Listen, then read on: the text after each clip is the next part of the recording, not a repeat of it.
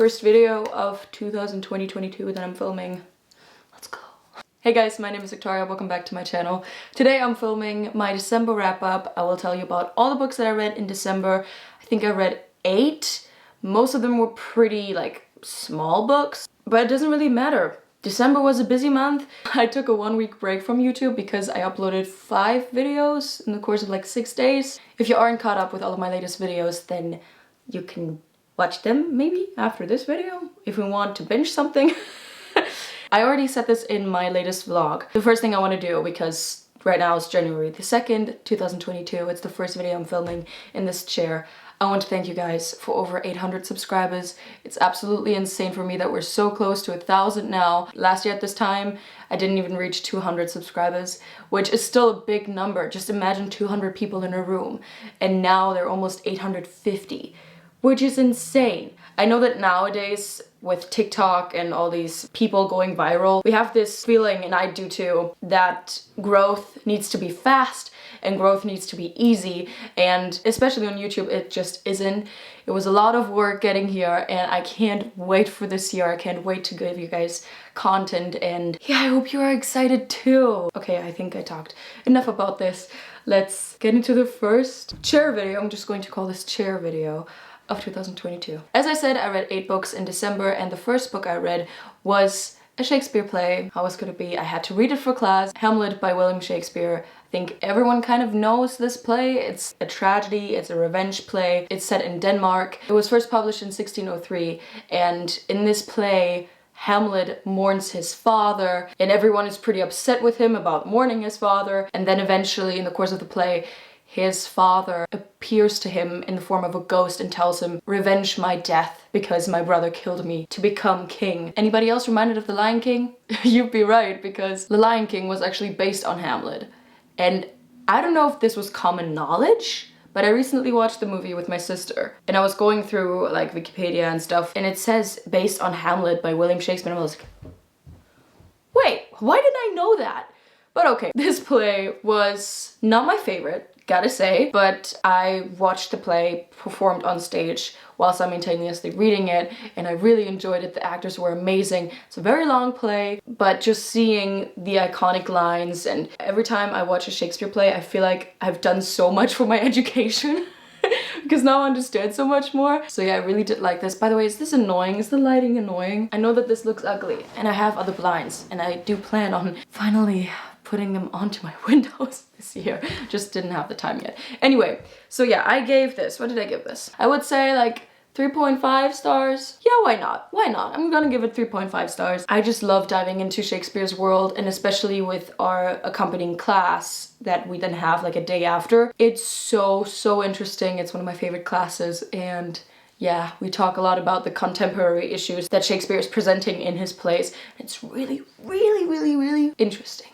Anyway, let's continue. The next book I read was one that I was excited for since January. Aristotle and Dante Dive into the Waters of the World by Benjamin Elias Sands. I read the first part in January, and shortly after reading it, I went on Twitter to find out that the author would publish the second part, which was amazing. The ending of the first book didn't satisfy me. I know that this was done on purpose, but without a second part, I felt like their story is just beginning, which was kind of the charm of the first book. But now, having the second part, Ari and Dante really dive into their own world and get to experience that, get to experiment in their world, and have such huge developments in their character. The whole story is told by Ari. Ari is a very shy, or rather introverted guy. He's not good with people, but when Dante shows up in his life in the first book, things just start changing. And what I really loved about this book are the themes that were discussed, because the first book is pretty much not knowing who you are, really at the end of this book taking a leap, and the second part is taking leap after leap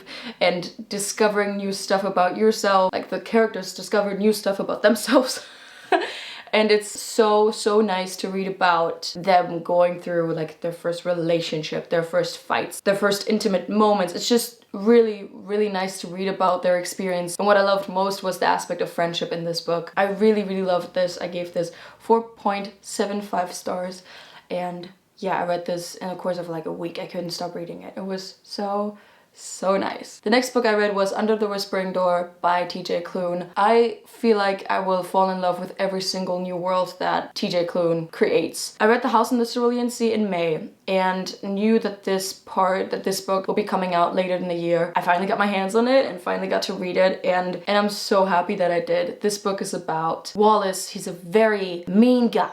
He's just mean. I really did not like him, and you're not supposed to like him in the beginning. He unfortunately dies and comes into this world. It was brought into this world of the in-between, and the in-between in this case, in this world, is a tea shop, and the host of said tea shop is Hugo. Hugo is a very nice guy, and his task in the world is to bring the souls across to the other side, to let them move on, and it's a very hard task, if you ask me. Lots of responsibility. Not every soul is like appointed to him. There's also another person who has the same kind of job, and I would love to dive into that next.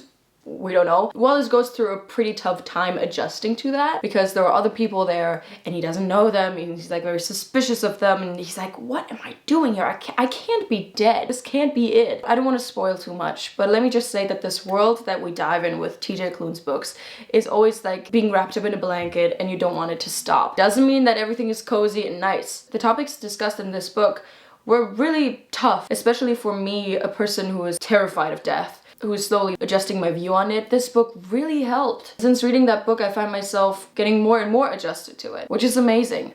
I love this book. I cried while reading this book, like the last 10 pages, just like, yeah. But I really love the characters in this book. And if you want to read something wholesome, I would highly recommend this. I gave this 4.75 stars. Whee! The last play by Shakespeare that I had to read in 2021 was Twelfth Night, a comedy that I thoroughly enjoyed. It is so good. Twelfth Night was amazing. I just love Shakespeare writing comedies. I feel like he's so good in that. And again, I read it while simultaneously watching it on stage. The actors were amazing. It was really cool performance. I laughed so much. And the queer and gay themes, I'm going to tell you more about this. Twelfth Night is a play published in 1601. Again, it's a comedy, and it starts with the twins Viola and Sebastian getting separated when they are caught in a shipwreck. They both think that the other is dead, and here comes the complications of this theme. Viola decides to disguise herself as a man named Cesario and enters the court of Orsino, the Duke. The Duke is madly in love with the Countess Olivia and sends Viola, disguised as Cesario, into the court of Olivia in order to send the message, listen, the Duke is very much in love with you, he wants to marry you, so could you like come with me and get married to him? And Olivia's like, what? No man, I don't like the Duke, what the hell is happening? Fast forward, there's a whole bunch of falling in love with the wrong person theme. Along with other characters, this play was so funny. I don't want to spoil too much because I really loved this play, but I have to talk about this. If you don't want any spoilers, skip to this timestamp. The Duke falls in love with Viola, while Viola is dressed as Cesario, as a man. The Duke thinks Viola is a man. He falls in love with a man. When in the end it's revealed that Cesario is actually not Cesario, but Viola, a woman, the Duke is elated. The Duke is like, oh my god, thank god I can marry you. And I'm like, you did not fall in love with her the second that she like told you that she's not actually a man. You fell in love with her way before that. You fell in love with her despite of her either being a man or a woman. And I'm sorry, that's just, this has such a queer theme to it. And I just really love this play. It's amazing. And the way that we talked about it in class was also so much fun. And the customs that were known to society back then are so interesting to study. So yeah, highly recommend it if you want to watch a very fun comedy by Shakespeare. I gave Twelfth Night 4.5 stars. The thing about Shakespeare is that everybody is so intimidated to see his work, and I totally understand that most of my audience is German because I'm German. I get that Shakespeare can be really complicated. I study English at university and I still don't understand every single word that they're saying. I still don't understand every single metaphor, but that's not what it's about. If you feel like you want to really experience a play by Shakespeare, don't read it. Don't just read it. At least listen to an audiobook, or even better, watch a performance. That's when you really get the gist of what Shakespeare really wants to say in his plays, and read a summary before that. That's when everything gets so much easier. And if you're reading Shakespeare in high school, please, I wish I did that. Please watch a performance before you go into the play, or read a summary, because it's so much easier to understand That's just what I want to give to all the peeps who are going to discuss Shakespeare this year. I don't even know. This is getting too much, too nerdy. Let's continue. The next book I listened to was a 4-minute audiobook because it's a children's book called Before We Sleep by Paolo Prioretti. I'm embarrassing myself. Anyway, you'll see the name on screen. And Giorgio Volpe, I don't know, one of them is like the illustrator of the book and the other one is the writer, I think, I'm guessing. And this came out in 2018 and I just saw it on my recommendations on BookBeat and I thought, this is really cute. This sounds lovely because it's about a fox and a mouse and they're best friends and the story takes place shortly before winter. So we're in the last chapter of fall. They know that the time to part is very near because the mouse has to sleep through the winter and the fox doesn't. So how do they cope? And that's essentially the entire story and it's really, really sweet and the writing is cute. It's just like a children's book has to be. If you're looking for good children's books, I'd recommend this one. It's really cute. It's also really easy to understand. It was 4 minutes and if you feel like you're going through a rough time and can't fall asleep or anything or just want to have a nice audiobook before going to sleep, why not this one? I'd recommend it. It's cute. I gave Before We Sleep 3.75 stars. The next book I read was a short story by Agatha Christie, an author that I really want to get into this year. Not next year, this year. This is one from the Miss Marple short stories. It's A Christmas Tragedy. I feel like I need to read this again in this December because I remember really liking it, but it was over so fast and I was like, wait, it's over? What? What? I almost listened to it again, but then I kind of reflected and I was like, oh yeah, that happened and that was fun. Here's the summary of said short story. At a health resort, Miss Marple becomes suspicious that a man she meets is planning on murdering his wife. So it's all about a murder and it's in the time of Christmas and that's basically what it is. I was just looking for a book that had Christmas in its title and that was a perfect book because it also had like mystery and murder. Sorry, mystery and murder in its story. I really like this book. I will read it again though. I will listen to it again because I listened to this a bit too fast. That's what I tend to do with audiobooks, but my goal this year is to not do that, to take my time with audiobooks. I gave this book 3 stars and maybe that'll change at the end of this year. 2 more books to come. The next one was one that I wanted to read for ages. A Christmas Carol by Charles Dickens. I gave this book 5 stars. I did because I really, really loved it. One day before starting the book, I think I watched the movie with my sister and my mom and I actually vlogged the whole thing. And I loved this movie so much. I really, really did. I feel like everybody knows the story of Ebenezer Scrooge, a very mean, terrible guy who walks around spreading his bad mood and who hates Christmas, obviously. And in the night before Christmas, he has recently passed, or it's not really recently. His late friend visits him as a ghost and tells him, dude, if you don't change your life for the better, you will end up like me, a miserable ghost in the afterlife.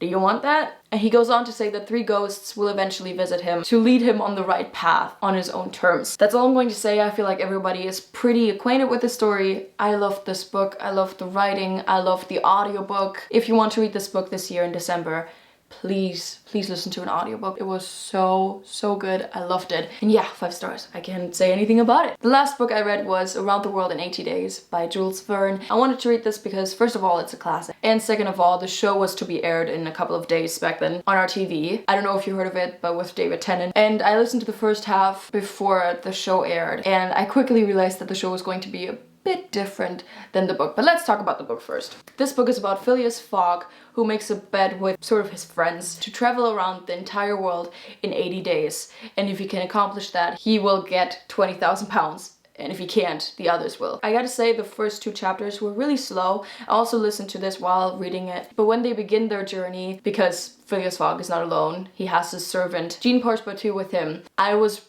quickly fond of this book because the experiences that they have are very unique. I think it's set in the 20th century, though I'm not quite sure. And I really like this book. I give this book 4 stars. I like the characters. I especially like Passepartout. But I like the show even more. The show is like an 8-part series and I watched the entire thing with my family. And the show is very different to the book. Let me just say, there were characters in the show that didn't appear in the book, which I actually really liked. The cast was more diverse, the cast had more women in it. I felt like the characters had more to them in the show. I did like the book though. I also liked the ending, and I really love reading a book and then kind of comparing it to its show adaptation or film adaptation, doesn't really matter. And seeing the differences and seeing why the people that made the movie decided to make these differences. I really like this book and I really like the show. I would recommend both, but if you're in for more action, I would recommend the show. But I believe you can enjoy both because both are pretty different, just the frame of the story is the same. And that's the last book I read. But anyway, this was the video. I hope you liked it. My book highlight of December was Aristotle and Dante Dive into the Waters of the World. Let me know what your favorite book of December was and what books you are excited to read in January. I hope you liked this video, and if you did, please give me a thumbs up and comment down below what you would like to see next. Subscribe to this channel, as always, and don't forget to click the little bell next to the subscription button to never miss an upload. This is a mouthful. As always, stay for bloopers. All my social media, including my Patreon, is linked down below. Thank you so much for watching, guys. I hope you have a wonderful day, a wonderful start into the new year, and I hopefully see you in my next video. Bye! Okay, I need to do it. Like, okay, sorry. And this, I can't speak. I think I know I'm so annoying. This gay screamed, yes. And it's shortly. They know that soon.